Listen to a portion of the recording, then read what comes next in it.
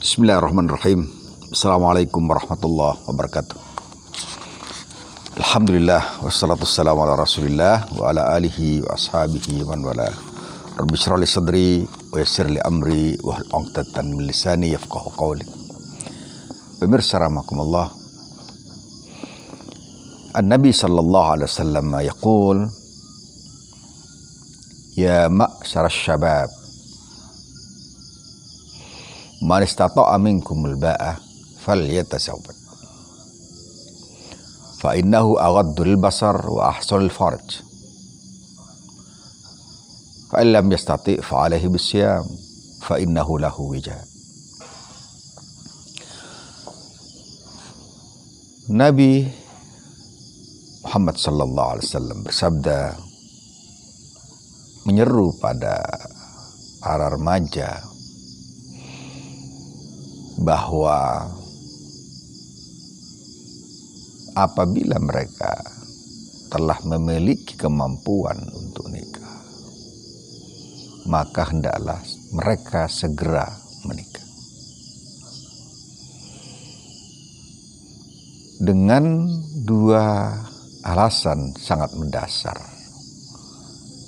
Aghaddu lil basar, sebab akan menjadikan pandangan mata kita tidak liar, tidak binal. Ahsanul farj, dan menjadikan kemaluan kita terjaga. Tapi Rasulullah SAW kemudian pada ujung hadis itu memberikan solusi, karena tidak setiap orang mampu atau memiliki al-ba'ah, kemampuan. Kalau kalian tidak bisa, maka hendaklah kalian puasa, karena itu bisa mencegah, bisa merendahkan, bisa mengurangi keinginanmu untuk menikah, untuk melakukan hal-hal yang tidak dibenarkan. Kemudian muncul, apakah kemudian seseorang atau setiap orang itu wajib menikah? Ternyata tidak. Bahkan hukum nikah bisa menjadi 5 sekaligus. Bisa dia menjadi wajib, bisa dia menjadi mandub atau mustahab, bisa menjadi makruh, bisa menjadi mubah, dan bisa pula menjadi haram.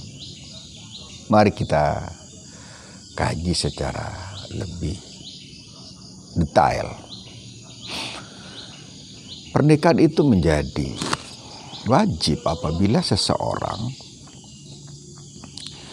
dia khawatir kalau tidak nikah itu dia terjebak dalam zina, terjerembab dalam zina, terseret dalam perzinahan. Di samping dia khawatir terhadap hal ini, dia juga memiliki kemampuan untuk bisa melakukan pernikahan. Maka untuk orang seperti ini wajib hukumnya untuk menikah. Yani dia memiliki kekhawatiran apabila dia tidak menikah, jatuh pada perzinahan, dan pada saat yang sama dia memiliki kemampuan untuk melakukan pernikahan, baik kemampuan finansial, kemampuan rasional, dan kemampuan-kemampuan lain yang cukup untuk membangun mahligai rumah tangga. Yang kedua, hukum nikah menjadi mustahab atau mandub apabila ada seseorang yang kondisinya normal, mu'tadil istilahnya. Dia tidak khawatir terprosok dalam perbuatan-perbuatan haram, Dan dia tidak khawatir pula kalau misalnya nikah dia melakukan tindakan-tindakan yang tidak benar dan tidak wajar. Maka dalam hal ini apabila dia tidak khawatir kalaupun dia tidak nikah, maka dia tidak akan melakukan perbuatan yang menimbulkan atau masuk dalam wilayah haram. Pada saat yang bersamaan dia juga tidak khawatir apabila nikah dia melakukan perbuatan-perbuatan yang mencederai suasana pernikahan itu. Maka bagi orang yang seperti ini hukumnya adalah mustahab. Dia normal tapi tidak khawatir apabila tidak menikah, maka dia jatuh pada perzinahan. Dan apabila dia menikah juga dia tidak khawatir untuk melakukan kekerasan dalam rumah tangga, membuat hak pernikahan atau hak pernikahan tidak tercukupi dan seterusnya. Maka hukumnya adalah mandub. Sementara yang ketiga adalah bisa menjadi mubah. Hukumnya menjadi mubah. Kapan? Liman la yahtaju limaradin aw inatin.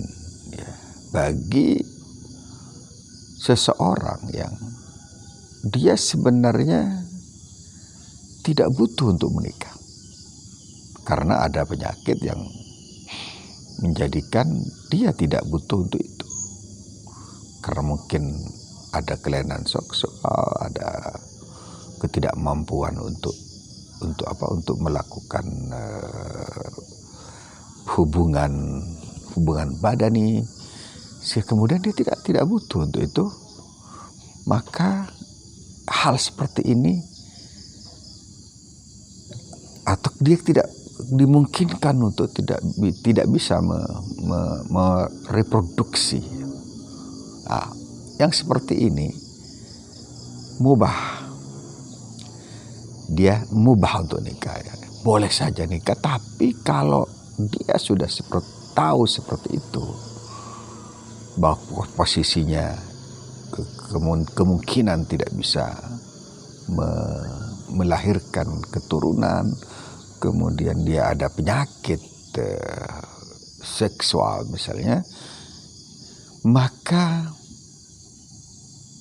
dia bisa nikah, tapi dengan syarat dia harus memberitahu pada pihak lain yang bawa dinikahi bahwa dia punya masalah dalam dirinya, sehingga kemudian apabila sudah terjadi pernikahan tidak menimbulkan percekcokan.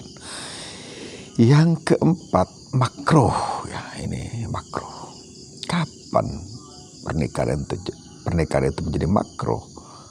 Apabila liman la yakhafu ala nafsihi fitnah wa qad yushkiluhu zawaj an ilmin aw ibadatin aw riayati walidaini laisa lahuma min ra'in illa hu. Bagi seseorang nikah itu menjadi makruh apabila orang bersangkutan dia tidak khawatir kalau tidak nikah itu dia jatuh pada fitnah, pada perbuatan haram.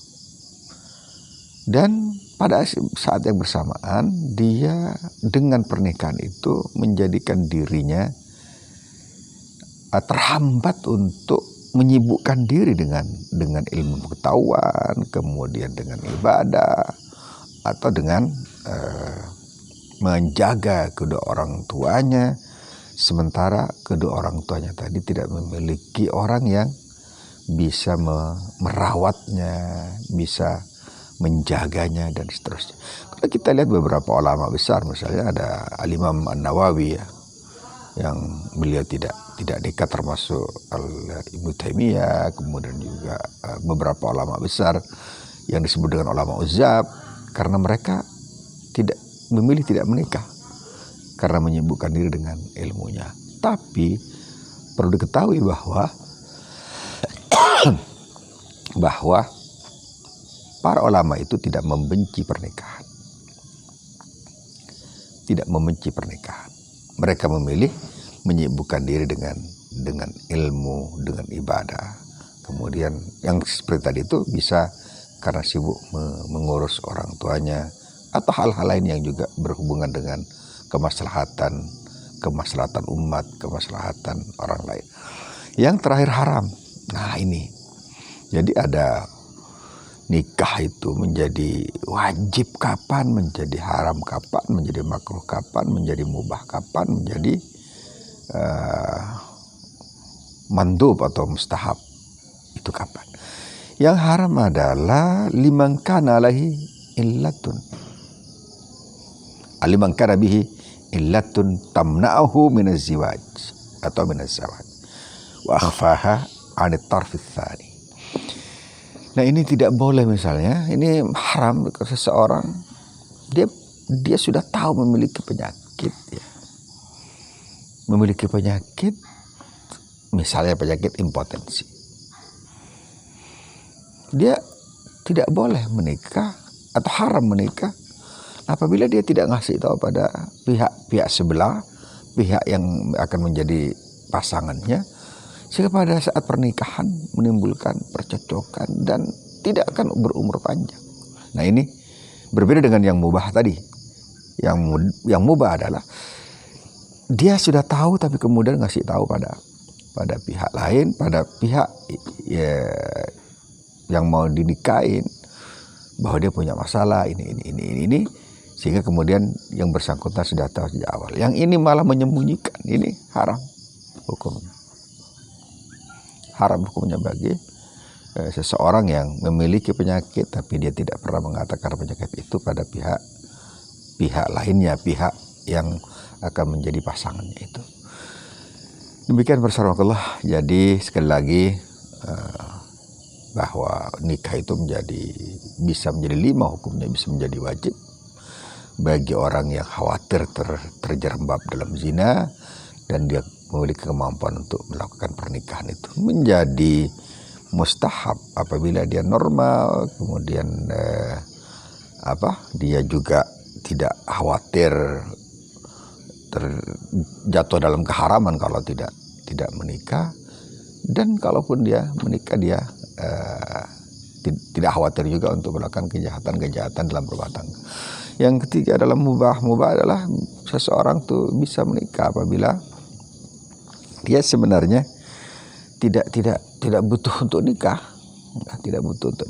karena ada masalah secara personal, kemudian tapi dia boleh menyatakan itu apabila pihak yang mau dinikahin dia rela dengan kondisi yang dia hadapi. Kemudian yang selanjutnya adalah makruh, makruh apabila seorang dia tidak khawatir jatuh pada yang haram, pada kemungkaran, pada kekejian, tapi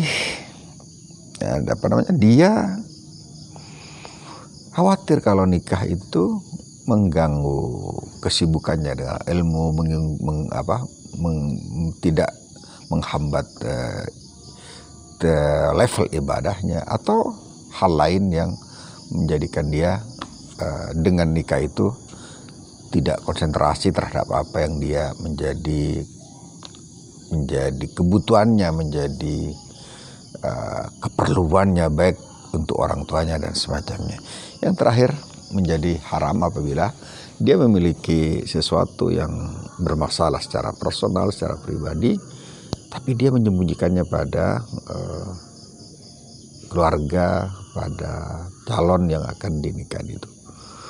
Maka mari kita perjelas ya, nikah itu bukan selamanya wajib, tapi bisa saja menjadi haram apabila ada hal-hal yang tidak terbuka pada pihak yang mau dinikahin, yang mau menjadi pasangan itu. Assalamualaikum warahmatullahi wabarakatuh.